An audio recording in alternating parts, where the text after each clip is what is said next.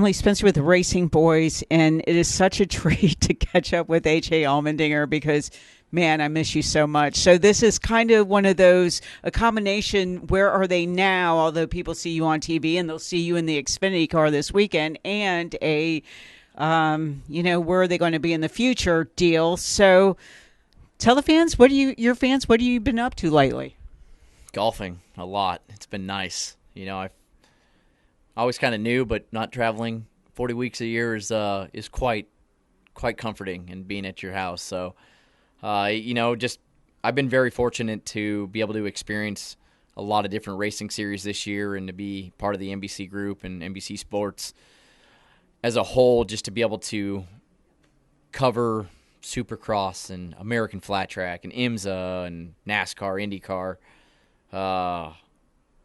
I think at one point they asked me to do a monster truck event. I actually turned that one down, but because I knew nothing about monster truck racing. I've watched it, but so it's and we do our NASCAR America show every Thursday, and it's the Motorsports Hour. So with that, I get to really study up on so many different racing series, depending on what we're going to talk about that week. I mean, one week it could be a Formula One story, and the next week it could be a motocross story, and the following week we've talked about Hailie Deegan, Formula E. I mean, it's because of that I have to study up on a lot of stuff, and it makes it a lot of fun because I've just always enjoyed racing, and just been doing that mostly. No driving Until now. And the phone rang, and Kaulig said, "Hey, man, we want you," and I think they've got you lined up for some road courses as well. But how much have you missed it at all? Have you missed being in the car, and what's it been like just kind of getting reacclimated? That's a good question on have I missed it or not. At times, yes, and at times, no. Honestly, it's one of those things that just got. The last couple of years were hard. I mean, it was a rough couple of years, and there was a lot of dark moments at times where I just felt horrible about myself. But for that to come out of that and to be able to be on the other side and just kind of enjoy life and take a year just to see what's going on, what's going to happen. And I was very fortunate that Chris Rice called me and said, "Hey, would you like to run some road course races with us?" And I said, "Of course I would." And the Daytona deal came up, and just see where it goes from there. And I've only got to know these guys a little bit, been at the shop a couple of times, but Chris is an awesome person, such positive energy to be around, and it makes it a lot of fun. Haven't met Matt Kaulig yet, but for him to give me the opportunity to come drive his race cars, so thankful for that. Get to meet him for the first time, I think, tomorrow as we talk right now. And just to go from there, meet all these people, and, hopefully in one way or another, it's this weekend, we get one of those 3 Kaulig Racing cars to the finish line first, and they get their first victory as a company. So either way, to be a part of that, of course, as a driver, we all have our egos, and we'd like to be the ones that do that. But to be a part of that here, or hopefully, if not, Justin Haley or Ross Chastain or who's ever in the 10 car the next few races, they win. And if not, I'll go to Mid-Ohio and try to do that for them as well. We know how good you are on road courses, but anybody who paid attention to your career as closely as I did knows this is one of your best racetracks from a Cup standpoint. I mean, yes, you have your highs and lows here, and shit happens. You get caught up in somebody else's mess, but you amassed a lot of top 5s and top 10s at this track over the years. Yeah, I mean, it's people ask, do I look forward to it? And I'm like, do I look forward to it? No, I mean, because you just know it's chaotic racing, and you're on pins and needles the whole time waiting for it. But I felt like I did learn when it was time to go, to kind of look at the right moves, and more often than not here, it worked out to give at least a chance to go win a race. Now, Talladega, I made the same moves, and I crashed 5 times in a row, so who knows? But these Xfinity cars are a lot different, though. I've watched a lot of video and watched these races, and a lot of young kids out there that are very aggressive from lap 1 on, and the way they bump draft, and you can't lock bumpers, but if you mistime the bump and don't get it lined up, I mean, we've seen it all the time. So there's a lot that goes into it, and I think it's more just hopefully, knowing I'm going to have a fast car most likely. I mean, it was quickest car in practice. Could suck up to the draft pretty easy. Just try to take my time and learn. But, I don't care about stage points. The 10 car is really not that big on stage points because they're not running full time. But you still want to be up front. You want to have a chance. But really it comes down to the last 20 laps. And then you make the right moves. And if it works out, great. And if you make the moves and it doesn't work out and you don't win or you get caught up in a wreck, well, it is what it is. And that's what this place is all about. There was another kid from Northern California named Matt DiBenedetto, and when he got out of the car at Sonoma, he thanked you and thanked you and thanked you. What advice did you give him? And were you guys buds when you were here in the Cup Series? Was this just something that, came together lately, or how did you become a mentor to Matt? I don't know if I'd say mentor. I mean, that's I don't think Matt needs me mentoring him at all. But no, I mean, over the last couple of years, I really enjoyed Matt, and I think he's so talented and just needs the right opportunity. And this year, he's got a better opportunity. They've had some great runs, but they've had horrible luck as well. And I just think the world of him. It really started in what I guess it would have been 2016 at Bristol when he finished sixth in that car that was not supposed to finish sixth. So just watching him, and he gets everything out of his equipment. But more importantly, it just really seems like off the racetrack, he's just a great person. He's great with his fans. He's great with his wife. And he's just a fantastic person that deserves everything in this world. And, he called me about the road course stuff at Sonoma. And last year and the year before, he'd ask me questions as well. And I'd give him everything that I knew. And, I try to give him everything of what to expect, what I always thought, what he needed to focus on. But honestly, he could have done it without me. He's a badass race car driver that can get in anything and make it happen. And he took a lot less equipment and ran inside the top 15, 16 last year. So I just kind of gave him some stuff to think about, but it was all him. And I appreciated him thanking me. He didn't have to do that. But I love him. I think he's just a special person, and I think he can be a champion. He just needs the right situation. You think he's kind of like an Alex Bowman that, rode around in crap cars at the back of the pack forever and was just waiting for that one phone call? Yeah, for sure. And but that's the way the sport is, unfortunately, right now. It's always been like that, but more than ever, those quality rides aren't there for young guys, and you got to be one of the lucky ones somehow to be selected early. Whether it's partially because your name, you get Chase Elliott that gets recognized to begin with, and that has no indictment that he doesn't belong. I mean, he's one of the best out there right now, but he got right away. Or a William Byron that just somehow got picked up early and made it and did all the right steps and won races and championships. And, guys like that, there's so many of them out there, and it's a tough situation. And, Alex Bowman, so much credit to him to believing in himself when Junior came back and he said, you know what? I don't want to be in lesser equipment anymore. I'm going to bet on myself and say I'm going to stay here, and I hope I get this opportunity again. And you bet on yourself and you believe in yourself, we see what happens. He went out and won last week. So Matt's the same way. He's bet on himself. He's got a more quality ride than he's had ever. But is it the best ride out there? For sure it's not. So it's one of those things that I do. I just believe that Matt can go out there and win races and championships in the right equipment. I can tell that you're a lot more relaxed than when you left here in the Cup Series. And, it's tough when you're struggling like that and all the pieces aren't there. But last time you were reinventing yourself, you got in the road course cars for Team Penske and really turned things around. What is it about those second chances in people that make the most of it and kind of figure out what path they want to take? It's life. I mean, there's no, we all know, and no matter what you're doing, there's no perfect life.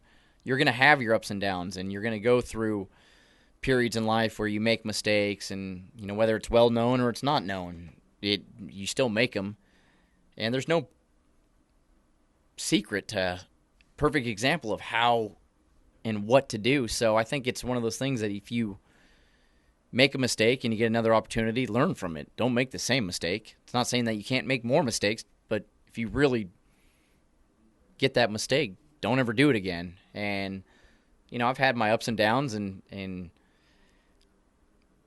it's just, you go through life, and there's no, hell, let's be honest. I wake up in days and I'm sad.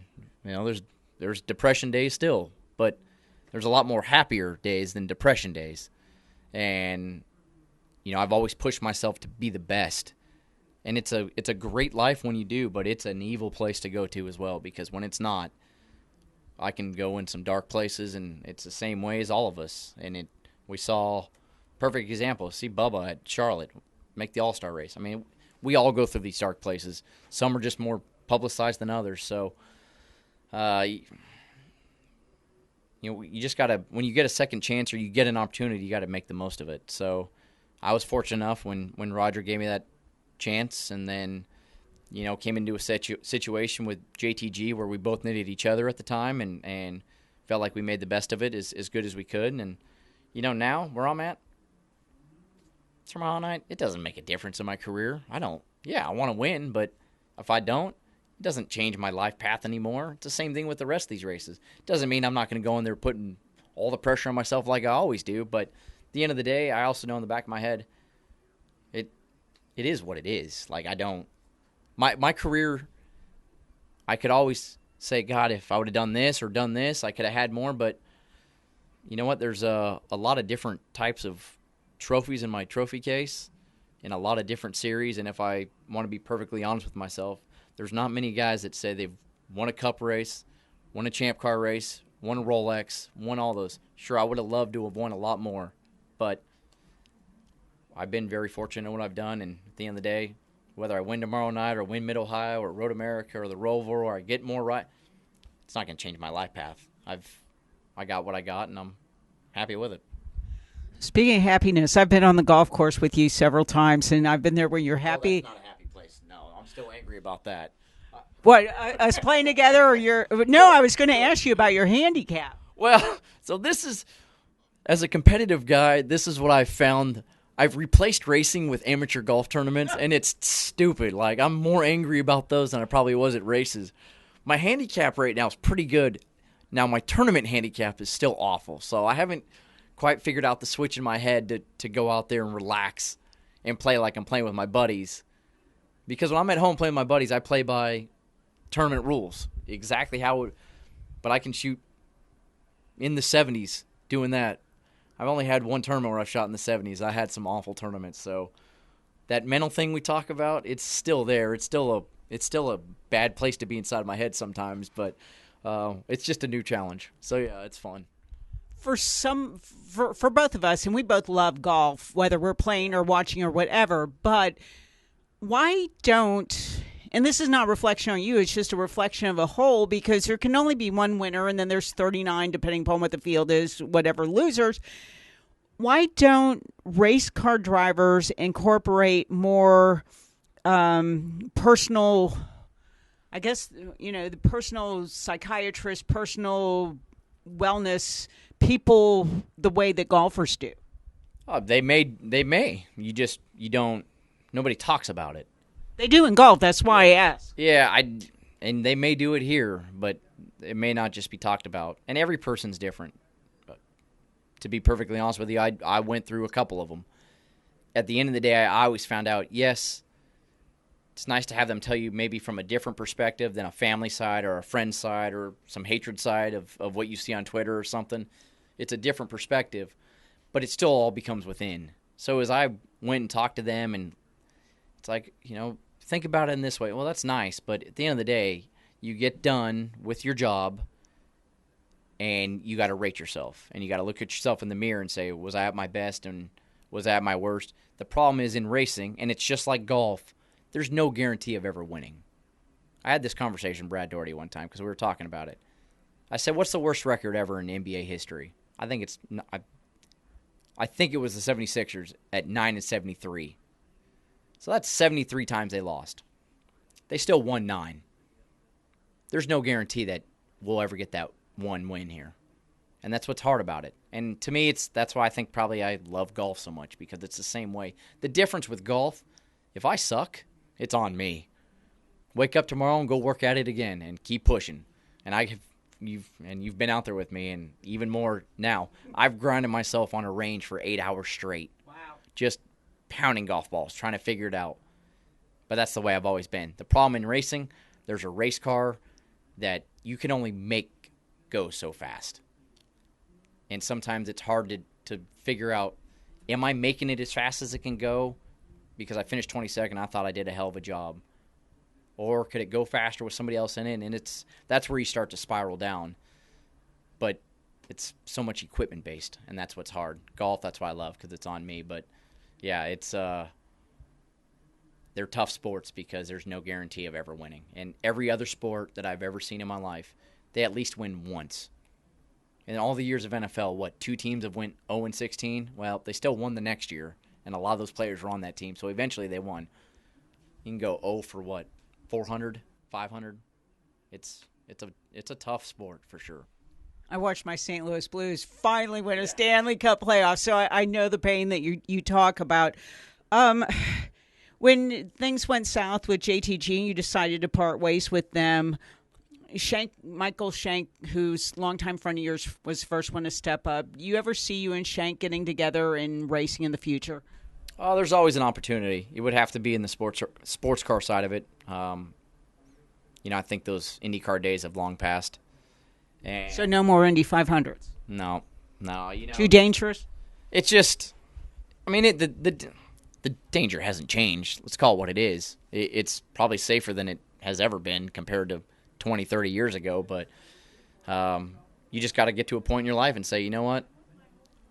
I mentally am not ready to go to that place, because when you go to a place like Indy, it's a different level of stress and putting it all on the line. And at some point we all have to get there. Like, you know what? I don't want to put myself in anymore. So, but yeah, a chance to go run with Michael Shank. Sure, there's always opportunity there. You'd have to, but it's just like everything. Got to see what it looks like and if it's right at the time. Okay, looking ahead at Road America, what are the keys to winning there? Well, stage racing's a little bit different there now, so you can kind of play it out. But Road America is a racetrack you can chew the tires up very quick. It may rain. There's always potential there at that time of year. But yeah, the biggest thing is just trying to keep the car on the racetrack and trying to get a setup where you don't burn the tires off, front or rear. And that's the thing there. Some racetracks are just more rear tire based. There you can burn the fronts off pretty easy too. So I was fortunate the first time there at Team Penske. They had a pretty good car, so it made it a little bit easier. But Kaulig Racing, they build some fast race cars, and Chris Rice told me we're going to have the best of everything showing up. So plan is to go try to win. That's what a driver wants to hear. We're going to have the best of anything. Are you going to mentor Justin Haley at all? I'm always open. I'm never going to go out of my way, because everybody's different. Some people don't want advice. It's like standing on a golf course, right? As you're struggling, you may want that one person next to you may want the teacher standing at every swing and watching them swing and telling them what to do. The next one may not. So if he wants to come talk to me, I'm an open book. I'm never going to hide anything, but I'm never going to go sought out and like, this is what you need to do, because he may not want to hear that. Justin, if you're listening, go and learn from the best. My friend, I appreciate the time with you always. And, when you get that day when you're just kicking it around on Morrisville Country Club, call your friend and I'll come meet you. It's been great talking to you. And we'll get a good restaurant there, too. I do hear how did you get into the restaurant business? Because I know, do you still own the comedy club? I do. And when I say I own it, I part own it. I'm not in the restaurant business. I'm in the Chris Bakitas business, and that's... So that's Chris's baby? They're both kind of... Yeah. It's a partnership between you and Chris? Yeah, the comedy club is amongst a group of people. The restaurant is... There's a few people, but it's mainly Chris and I, and Chris is the mastermind, the restaurateur, and just everything business is Chris Bakitas. So he's my big brother, and that's what I tell him. I don't invest in companies. What's your go-to meal there? the great thing is about Chef Steve, and that's one of our partners, is the chef there, is there is no go-to meal. It's all really good. So it's it's that feeling that day. But it's all good. So you just keep going spending money there, right? Does it come with an AJ lap dance for dessert? No, that's past my those are my younger years gone, but they do have a lot of great alcohol on the 9, so there's always potential too. Appreciate your time. Thanks.